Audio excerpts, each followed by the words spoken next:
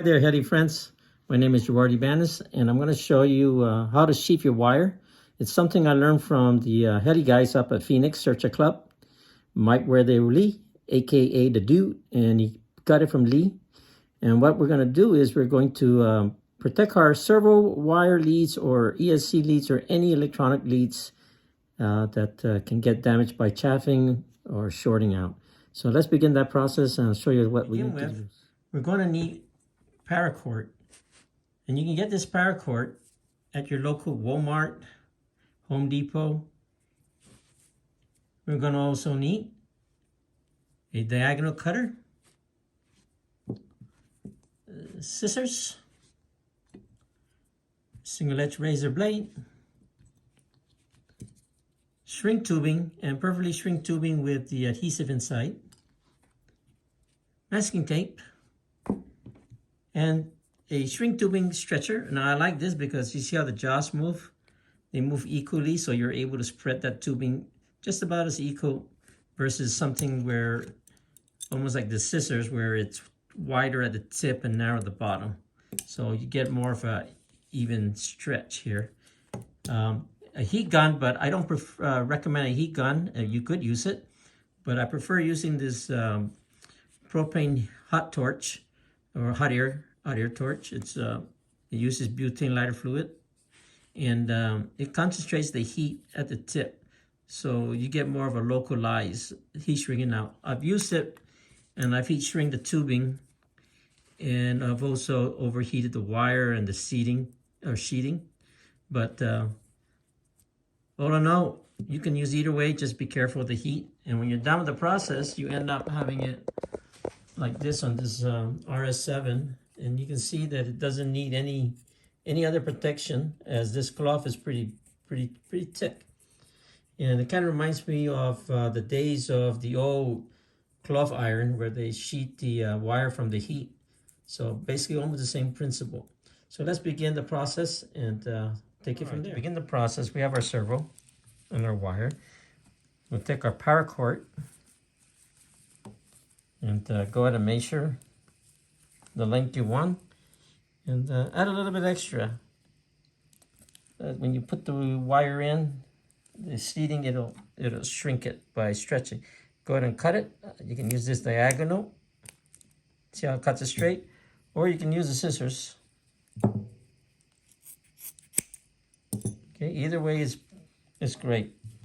And go ahead and pull out the wire, the nylon rope inside. Okay, don't need that. And let's prepare our servo wire. So we're gonna use the single edge razor blade, and just be careful to move the tabs out. Gently lift them by poking it and going under.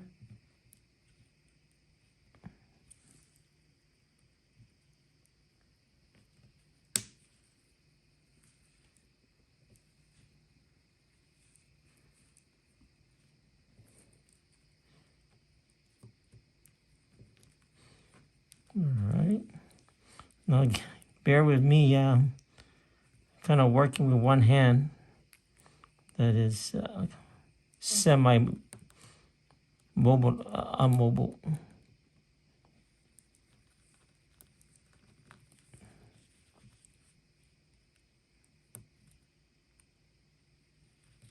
All right, and then once we get that, we'll get our tape and put the wires all together like so.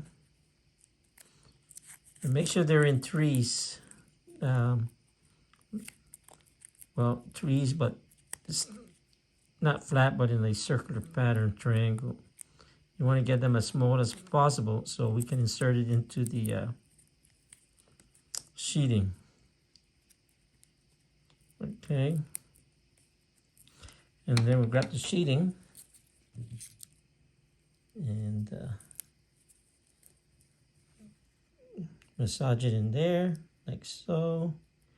If it's giving a hard time, go ahead and work it around like so. Get a little round. There we go. Massage it in.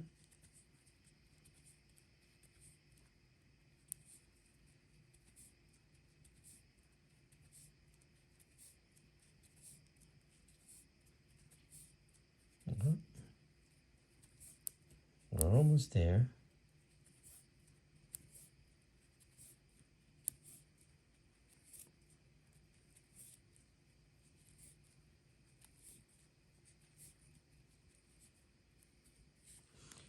And let's bring it to where we want to get it. Okay.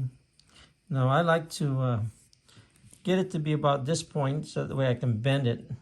And if you push it all the way to the very front, then it creates a fatigue point where the wire can't flex. Once we get it there, let's go ahead and use the diagonal. I find the diagonal side cutters or flush cutters. See how clean that is? If you use the scissors, it just slits and then you got more of this fraying out. So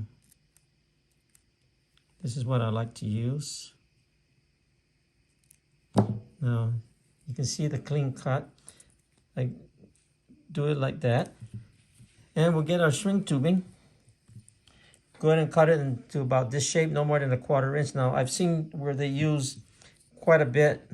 But what that does is it makes the wire stiff so it doesn't bend at that point. But minimizing this length, you'll be able to have the wire flex. And then with the shrink tubing resizer, go ahead and stretch that out. Insert it in there to the end. And get it right to where I like it when I bend it like that. And now, if you have a hot air gun, you can use it, but I prefer this butane hot air torch. And you can see how fast it just goes in there, focus the heat right where I want it. Now I've used the heat gun, and I've also overheated it, and the sheathing took a glaze, and the wire insulation got a little bit of wrinkle. So nice and perfect like that. And what we're going to do now is we're going to massage it. So we'll massage it all the way to the end. And again, I'm going to leave a little bit, about that much, so that the wires can't flex and not be stressed out.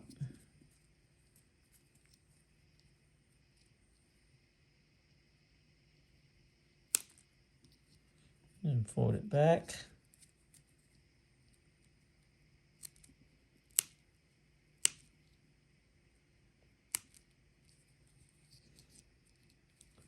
All right, let's massage it again. See, that's where I want it.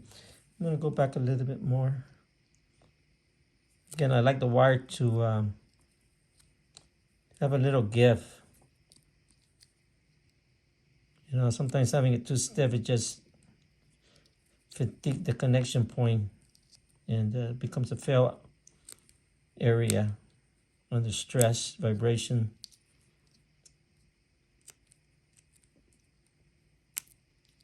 All right. Again, I'm going to put the shrink tubing in there, and I'm going to got me one cut out already,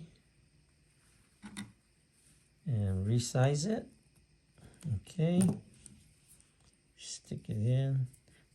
Now I like these long nose because you see how they move in parallel. The other long nose moves like the scissors, and so this will be wider, this point would be narrower, that would be wider. But here you can see it's equally spread, or just about. So before I do that, let me massage it one more time and hold it where I need it to go. Get it right in there, at least 50%.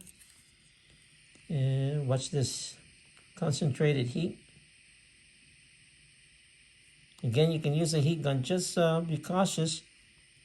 You can even make this string tubing bigger, but again, I want to minimize the stiffness.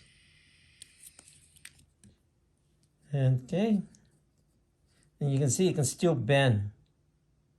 Now, if you had a bigger string tubing, the bend would be very stiff. So, especially with these adhesive, they have a really thick MIL or mil thickness.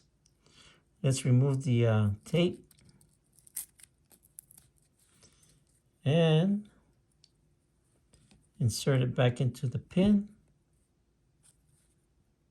And just be careful of the orientation, the open area where it locks the pin, that you put it in the same place that you got it out of.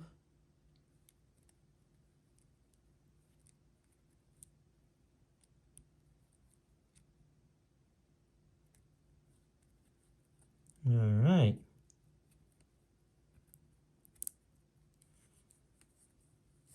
And there we have it. Look how flexible this is. Adds a little cloth to it. And when it's all said and done, my RS7 will be just like this.